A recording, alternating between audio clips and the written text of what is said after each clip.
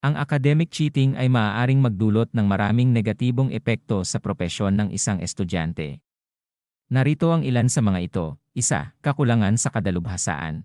Ang mga estudyanteng nag-cheat ay maaaring hindi magkaroon ng sapat na kaalaman at kasanayan na kinakailangan sa kanilang propesyon. Kapag sila ay nasa trabaho na, maaaring mahirapan silang magampanan ng maayos ang kanilang tungkulin at makagawa ng mga kritikal na desisyon dahil sa kakulangan sa pundasyong pang-akademiko. Dalawa, kawalan ng integridad. Ang pag-cheat sa akademiko ay nagpapahiwatig ng kawalan ng integridad at etikal na pag-uugali.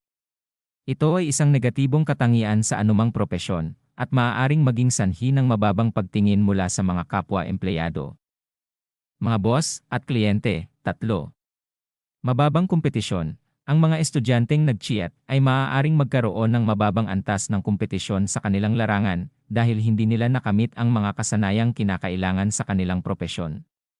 Ito ay maaaring humantong sa kakulangan ng oportunidad sa trabaho, promosyon, at iba pang mga benepisyo sa karera. Apat, pagkawala ng pagtitiwala. Ang pag-cheat ay maaaring magdulot ng pagkawala ng tiwala mula sa mga kasamahan sa trabaho, mga boss, at iba pang mga tagapagkatiwala.